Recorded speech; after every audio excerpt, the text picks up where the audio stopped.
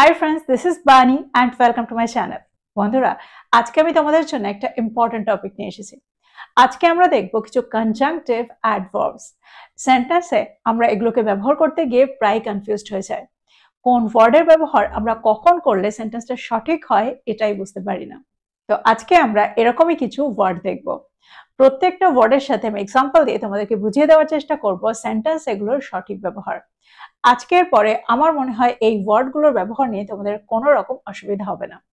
তো আজকের ভিডিওটাও কিন্তু খুবই ইম্পর্টেন্ট, খুবই ফ্রুটফুল হতে চলেছে, তোমরা কোথাও যাবে না, আমার সাথে ভিডিওটা একদম শেষ পর্যন্ত থাকবে।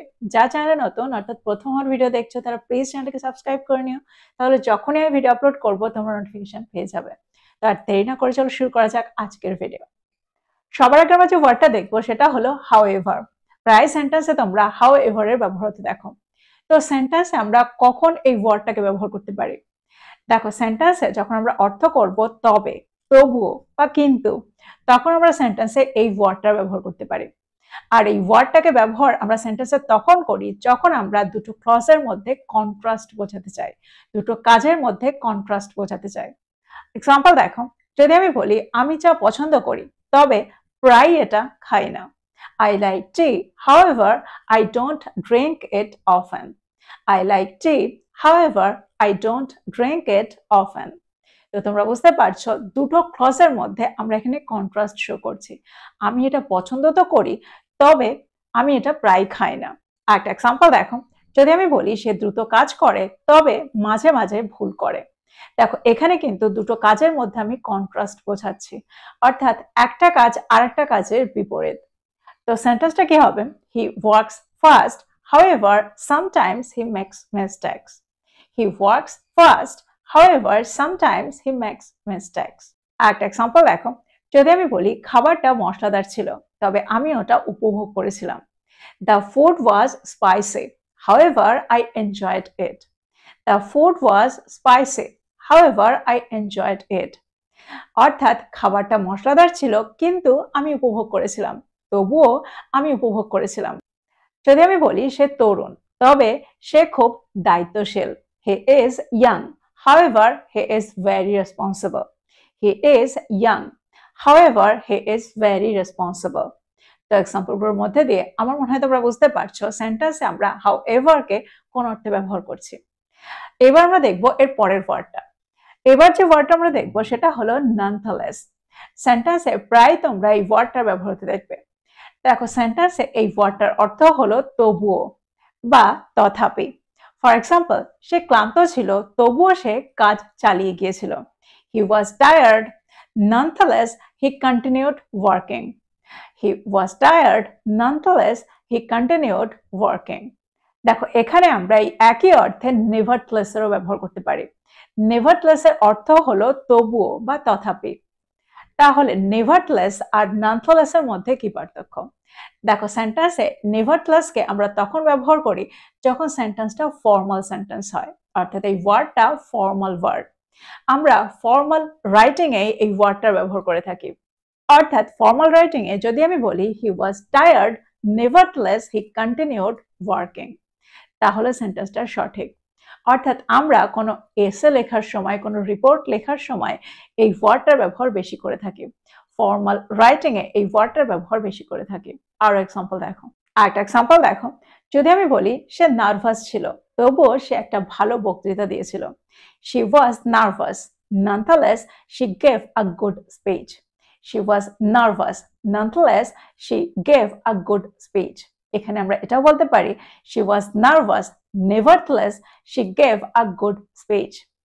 যদি আমি বলি কাজটা কঠিন ছিল তবুও তারা এটা শেষ করেছিল। The task was difficult, nonetheless they completed it. The task was difficult, nonetheless they completed it. যদি আমি বলি the task was difficult, nevertheless they completed it. একটা এক্সাম্পল দেখো, যদি আমি বলি সে অসুস্থ ছিল তবুও সে মিটিংটায় যোগ দিয়েছিল। She was sick, nonetheless she attended the meeting. She was sick, nonetheless she attended the meeting. আমরা এটাও বলতে পারি she was sick, nevertheless she attended the meeting. আমরা এখানে এটাও বলতে পারি she was sick, however she attended the meeting. তো তোমরা বুঝতে পারছো এই তিনটে ওয়ার্ডের মধ্যে কি পার্থক্য। দেখো এখানে আমরা হাউএভার কে প্রতিদিনের ইংলিশে ব্যবহার করে থাকি। দ্যাট মিনস স্পোকেন ইংলিশে বেশিরভাগ ক্ষেত্রে আমরা হাউএভার এর ব্যবহার করে থাকি। আর ননথলেস এর ব্যবহারও তোমরা প্রায় হতে দেখবে, কিন্তু নেভারথলেস কে আমরা বেশিরভাগ ক্ষেত্রে ফর্মাল রাইটিং এ ব্যবহার করে থাকি। তো এই তিনটে ওয়ার্ডের মধ্যে কি পার্থক্য আমার মনে হয় তোমরা এবার বুঝতে পারলে। এবার আমরা দেখবো এর পরের ওয়ার্ডটা। পরের ওয়ার্ডটা হলো মোর ওভার। সেন্টেন্সে আমরা মোর ওভারের ব্যবহার প্রায় হতে দেখি। মোর ওভারকে আমরা সেন্টেন্সে উপরন্তু, তাছাড়াও, এছাড়াও এরকম অর্থে ব্যবহার করে থাকি। ফর এক্সাম্পল, সে বুদ্ধিমতী, উপরন্তু সে পরিশ্রমীয়। She is smart, moreover she is hard working. She is smart, moreover she is hard working. দেখো এখানে আমরা তাছাড়াও, অর্থাৎ সে তো বুদ্ধিমতী, তাছাড়াও সে হার্ড ওয়ার্কিং, সে পরিশ্রমী। একটা এক্সাম্পল দেখো, যদি আমি বলি আমি চা পছন্দ করি, তাছাড়া আমি কফিও পছন্দ করি। I like tea, moreover I like coffee. I like tea. Moreover, I like coffee. That means আমি তো চা পছন্দ করি, তাছাড়াও আমি কফি পছন্দ করি। একটা এক্সাম্পল দেখো, যদি আমি বলি যাত্রাটা লম্বা ছিল, যাত্রাটা দীর্ঘ ছিল, উপরন্তু এটা খুব ক্লান্তিকর ছিল। The journey was long. Moreover, it was tiring. The journey was long. Moreover, it was tiring. একটা এক্সাম্পল দেখো, যদি আমি বলি প্রকল্পটা কঠিন, তাছাড়াও আমাদের কম সময় আছে। বা আমরা এটাও বলতে পারি প্রকল্পটা কঠিন, উপরন্তু আমাদের কম সময় রয়েছে। The project is difficult. Moreover, we have little time. The project is difficult. Moreover, we have little time. অর্থাৎ একে তো এটা কঠিন, তার উপর আমাদের পর্যাপ্ত সময়ও নেই। এরকম অর্থে আমরা সেন্টেন্সে এই ওয়ার্ডটাকে ব্যবহার করছি। তো এক্সাম্পলগুলোর মধ্যে দিয়ে আমার মনে হয় তোমরা এই ওয়ার্ডটাকে বুঝতে পারলে, মোর ওভারকে বুঝতে পারলে। এবার আমরা দেখবো এর পরের ওয়ার্ডটা। পরের ওয়ার্ডটা হলো ফার্দার মোর। দেখো ফার্দার মোরের অর্থ হলো তাছাড়াও, উপরন্তু। কিন্তু এই দুটো ওয়ার্ডই হলো ফর্মাল। আমরা যখন সেন্টেন্সে মোর ওভারকে ব্যবহার করি, তখন আমরা স্ট্রংলি বোঝাতে চাই তাছাড়াও, এটা, উপরন্তু এটা। আবার সেন্টেন্সে আমরা ফার্দার মোরের ব্যবহারও ফর্মালি করে থাকি, অর্থাৎ ফর্মাল সেন্টেন্সে এই ওয়ার্ডটা ব্যবহার করে থাকি। এক্সাম্পল দেখো, যদি আমি বলি সে সৎ, উপরন্তু সে সব সময় অন্যদের সাহায্য করে।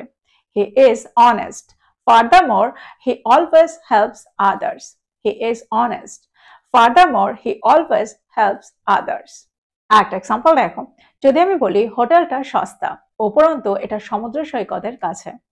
The hotel is cheap. Furthermore, it is near the beach. The hotel is cheap. Furthermore, it is near the beach. দেখো এখানে আমরা মোর ওভারেরও ব্যবহার করতে পারতাম। আমরা এটাও বলতে পারতাম the hotel is cheap. Moreover, it is near the beach.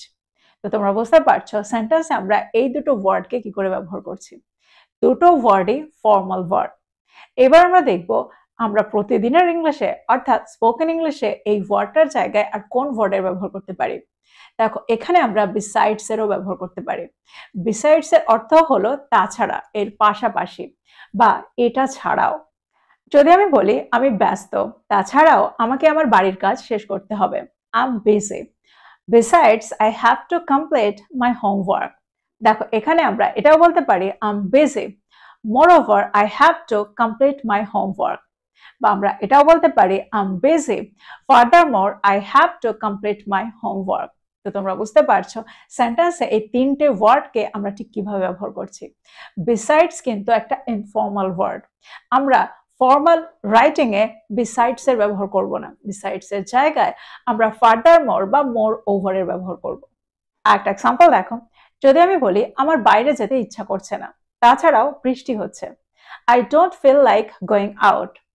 Furthermore, it's raining. Besides, it's raining. I don't feel like going out. Besides, it's raining. I don't feel like going out. Moreover, it's raining. তো তোমরা বুঝতে পারছো সেন্টেন্সে আমরা এই তিনটে ওয়ার্ডকে কি করে ব্যবহার করছি। তো এক্সাম্পলগুলোর মধ্যে দিয়ে আমার মনে হয় তোমরা এই তিনটে ওয়ার্ডকে বুঝতে পারলে।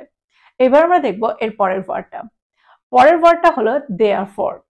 সেন্টেন্সে আমরা therefore কে কোনো কিছুর রেজাল্ট বা কনসিকোয়েন্স বোঝাতে ব্যবহার করে থাকি। দ্যাট মিনস এটার ফলে, সুতরাং। ফর এক্সাম্পল, সে পড়াশোনা করেনি, সুতরাং সে পরীক্ষায় ফেল করেছিল। He didn't study. Therefore, he failed the exam. He didn't study. Therefore, he failed the exam. আরেকটা এক্সাম্পল দেখো, যদি আমি বলি নির্দেশনাগুলো পরিষ্কার ছিল, নির্দেশনাগুলো স্পষ্ট ছিল, সুতরাং প্রত্যেকেই বুঝতে পেরেছিল, সবাই বুঝতে পেরেছিল। The instructions were clear. Therefore, everyone understood. The instructions were clear. Therefore, everyone understood. একটা এক্সাম্পল দেখো, যদি আমি বলি প্রকল্পটা সময় মতো শেষ হয়েছিল, সুতরাং ম্যানেজার খুশি ছিল। The project was completed on time. Therefore, the manager was happy. The project was completed on time. Therefore, the manager was happy. তো তোমরা বুঝতে পারছো সেন্টেন্সে আমরা therefore কে কোন অর্থে ব্যবহার করছি? কোনো কাজের কনসিকোয়েন্স বোঝাতে, কোনো কাজের রেজাল্ট বোঝাতে। এটা হয়েছিল, সুতরাং এটা হয়েছে। এরকম অর্থে আমরা সেন্টেন্সে এই ওয়ার্ডটাকে ব্যবহার করছি, therefore কে ব্যবহার করছি। তো এই ছিল কয়েকটা ইম্পর্টেন্ট কনজাংটিভ অ্যাডভার্বস। আমার মনে হয় প্রত্যেকটা অ্যাডভার্বকে, প্রত্যেকটা ওয়ার্ডকে তোমরা বুঝতে পারলে। এই প্রত্যেকটা ওয়ার্ড কিন্তু খুব ইম্পর্টেন্ট, প্রত্যেকটা ওয়ার্ডকে আমরা প্রায় সেন্টেন্সে ব্যবহার হতে দেখি। আর আমার মনে হয় আজকের এই ভিডিওটার পরে এই ওয়ার্ডগুলোর ব্যবহার নিয়ে তোমাদের কোনো রকম কনফিউশন হবে না। তো প্রত্যেকটা ওয়ার্ডকে নোট ডাউন করো আর এগুলো দিয়ে প্রচুর সেন্টেন্স তৈরি করো আর সেগুলোকে প্রতিদিনের কনভারসেশনে ইনক্লুড করো। তো এই ছিল আজকের ভিডিও, এই ছিল আজকের টপিক। ভিডিওটা ভালো লাগলে লাইক করতে ভুলে যেও না, বন্ধুদেরকে শেয়ার করো যারা ইংরেজি শিখছে। So this is all about today. I will be back with another video. Till then, take care. Thank you for watching this video. Bye bye.